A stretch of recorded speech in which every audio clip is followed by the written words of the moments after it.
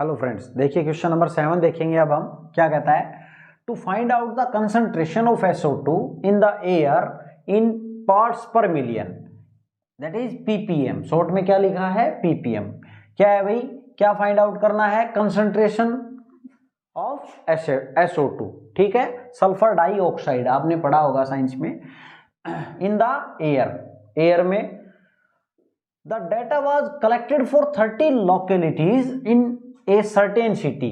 किसी निश्चित कोई सिटी है, उसमें क्या किया गया, 30 लोकेलिटीज का कलेक्शन किया गया डाटा का, एंड इज प्रेजेंटेड बिलो, और वो आपको नीचे दिखाया हुआ है। ये दिया हुआ है भाई, concentration of SO2 in ppm में है, ये दिया गया है इतने से इतना, फ्रीक्वेंसी कितनी है इसकी 4, और इतने से इतने की कितनी है 9, ये अपने को दे रखी है, ठीक है। अब हम इसका सॉल्यूशन यहीं से, और अपने को क्या निकालना है, find the mean concentration of SO2 in the air. हमें मीन कंसंट्रेशन निकालना है सल्फर डाइऑक्साइड का एयर के अंदर, ठीक है।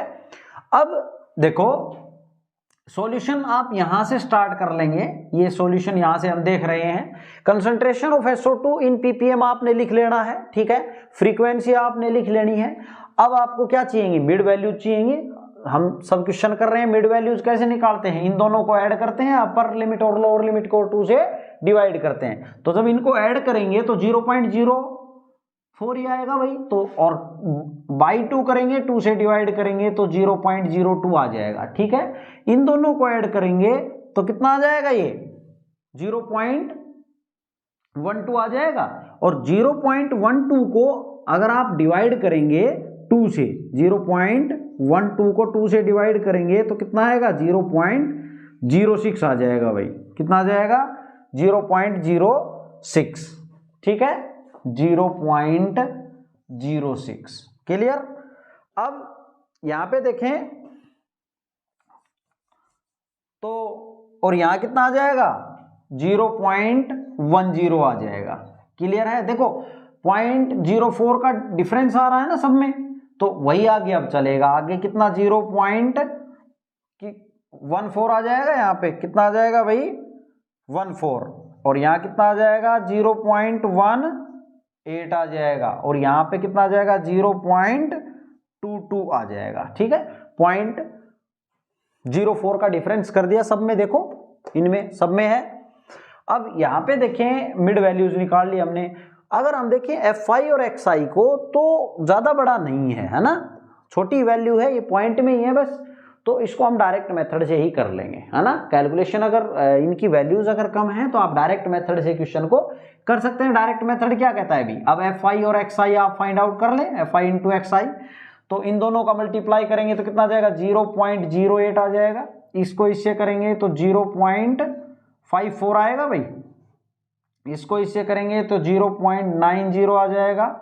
ये कितना आ जाएगा, 0.28 आएगा। ये कितना आएगा, 0.72, और ये 0.44, ठीक है। अब डायरेक्ट मेथड क्या कहता है, डायरेक्ट मेथड से आप कर रहे हैं, डायरेक्ट मेथड से मीन निकाल रहे हैं, तो x bar is equal to क्या होता है, समेशन ऑफ Fi Xi को डिवाइड करना है समेशन ऑफ Fi से।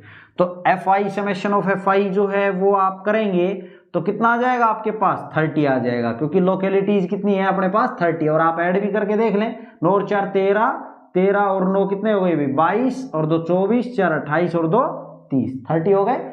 और अब हमें इसका भी समेशन चाहिए, summation of Fi into Xi करेंगे इज इक्वल टू, यहाँ पे देखें पॉइंट के नीचे ही पॉइंट है सब में, तो आप ऐड कर लें, 4 2 6, 8 6 14, 4 18, और 18 और 8 26 हो गए भाई, 2 आ जाएंगे, 5 2 7, 9 16, 2 18, 18 7 25, 25 और 4 29, ये 2 यहाँ आगे आ जाएगा, 2.96 आ गया भाई। कितना आ गया Fi Xi का समेशन जो है, इन सब का सम 2.96।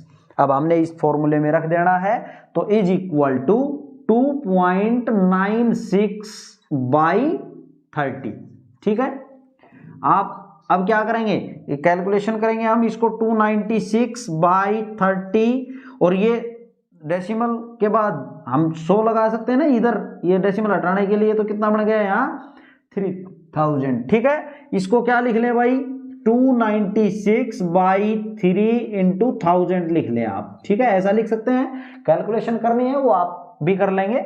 अब 3 से डिवाइड करेंगे इसको, तो 3 में 27, 1000 यही है भाई, 3 में 27, 2 बच गए, और फिर 3 8 24 पॉइंट लगेगा, फिर 2 बच गए, 3 से फिर कितने पे जाएगा, 3 6 18, फिर 6 3 6 18, बस इतना इनफ है, ज्यादा करने की जरूरत नहीं है। अब देखो यहाँ पे अगर देखें तो 1000 अपने पास, तो अपने को इस डेसिमल को आगे खिसकाना है इधर, 1 2 3, तो 3 सरकाएंगे तो 1 2 2 ही है, तो एक 0 लगाना पड़ेगा। इसका मतलब देखो 9866, यहाँ पे 0 लगाना पड़ेगा भाई।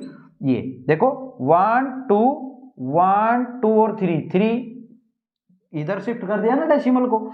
और इसको आप क्या लिख सकते हैं, देखो ये वैल्यू जो है अगर आपकी क्या है 5 से ऊपर है, तो आप इस 8 में एक बढ़ा सकते हैं ना, तो इसको आप लिख दें 0.09, और इस 8 में एक बढ़ा के लिख दें 9 ppm। ठीक है, ये आ गया आपका मीन। ओके स्टूडेंट, यही अपने से पूछा था मीन कंसंट्रेशन क्या है सल्फर डाइऑक्साइड की एयर में। ये था आपका क्वेश्चन नंबर 7।